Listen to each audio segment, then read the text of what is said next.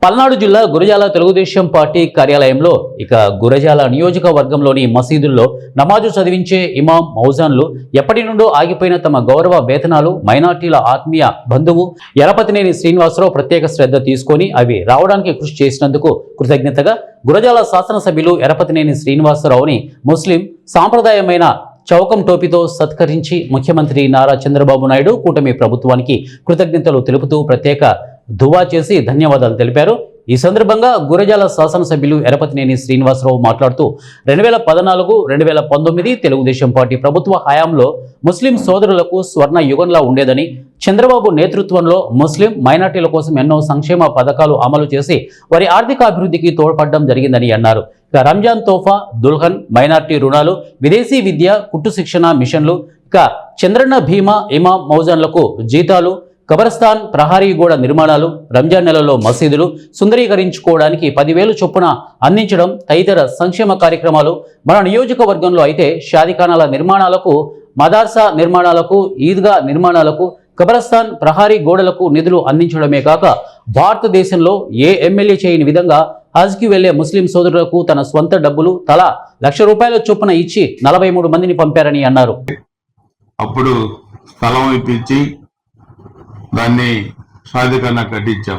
కొంత అసంపూర్తిగా ఉంటే ప్రభుత్వం లేకపోయినా లాల్జాన్ బాషా గారి రాజ్యసభ నిధుల నుంచి తీసుకొచ్చి దాన్ని షాదీఖానాన్ని మనం ఓపెన్ చేయగలిగాం।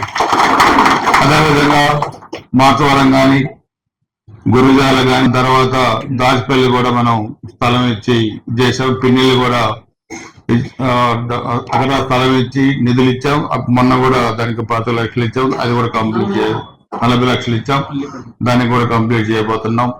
వివిధాల షాదీఖానా కూడా మొన్ననే ఒక 40 లక్షలు కూడా ఇచ్చాం, దాన్ని కూడా పూర్తి స్ట్రక్చర్ చేసి దాన్ని కూడా మొత్తం ఏసీ పెట్టించే విధంగా కూడా మనం చేస్తా ఉన్నాం। మదర్సాకు కూడా మనం చూస్తే ఆ రోజు వేణుగోపాల్ రెడ్డి గారు ఎంపీగా ఉన్నప్పుడు నేను ఎమ్మెల్యే నిధులు కొంత, ఎంపీ గారి నిధులు కొంత మదర్సాని కూడా మనం బ్రహ్మాండంగా కూడా పూర్తి చేశాం। దాదాపు 100 మసీదులకు పైగా ఆ రోజు బాబావాలి గారు, ఎంఏఆర్ గారు, మన వాళ్ళందరూ కూడా ఆయన ఫైనాన్స్ కార్పొరేషన్ డైరెక్టర్ గా ఉండి ఆ రోజు మసీదులకి మొత్తం ఎన్ని నిధులు కావాలంటే అన్ని నిధులు కూడా మన నియోజకవర్గానికి ఎక్కువ కూడా మనం తీసుకురావడం జరిగింది। మనం చూస్తే ఇక్కడ ఈద్గా నిర్మాణం మీరు చూశారు, విజయవాడలో చాలా బ్రహ్మాండంగా పాలరాయితో నిర్మాణం చేశాం। అదేవిధంగా మనం చూస్తే మన నియోజకవర్గంలో సోదరుల కోసం మనం హాజ్ యాత్రని మరి ఏ విధంగా ఒక్కొక్క ₹1,00,000 ఇచ్చి మనం పంపించగలుగుతున్నాము।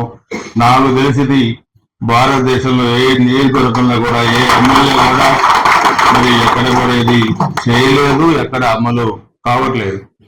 నేను కూడా బయట ప్రాంతాలకు వెళ్ళినప్పుడు కొన్ని మసీదులకు వెళ్ళాను, నేను కూడా చూస్తే ఇక్కడ వాతావరణం అక్కడికి వెళ్తే పండుగ పండుగ। నేను జమ్మూ కాశ్మీర్ వెళ్ళాను ఒక 3 years బ్యాక్, ఆ రోజు మన అబ్దుల్లా గారు చెప్పారు, అక్కడ హజరత్ వాళ్ళ దగ్గరికి వెళ్ళాం।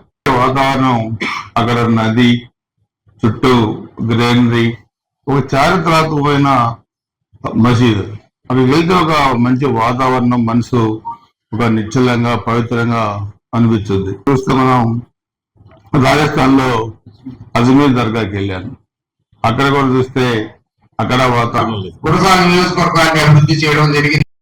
30 సంవత్సరాల క్రితం ఆయన వచ్చిన కొత్తలోనే ఇప్పుడు హౌస్ కట్టారు హైదరాబాద్ లో, అది చాలా పాత బిల్డింగ్।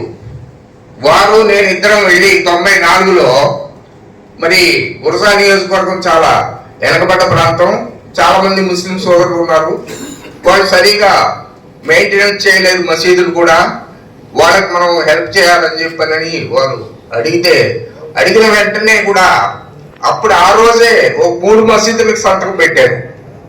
దాదాపు 85 మసీదులకు ఆ రోజు అప్పటి నుంచి ఆయన సహాయం చేయడం జరిగింది। ఆయన ఎంత గొప్ప వ్యక్తి అంటే ముఖస్థుతిగా నేను చెప్పడం కాదు, మామూలుగా హజ్కి వెళ్లే వాళ్లకు ఆంధ్రదేశంలో ఎక్కడ లేని విధంగా ముందు ఆయన చాలా మందికి హెల్ప్ చేసి హజ్కి పంపించడం భారతదేశంలోనే చాలా గ్రేట్ అది। ఎక్కడ ఆంధ్రదేశంలో కూడా, ఇక్కడ తెలంగాణలో కూడా ముస్లింస్ ఎక్కువగా వచ్చే ప్రాంతంలో కూడా ఆ అవకాశం లేదు. వారిని స్ఫూర్తిగా తీసుకుని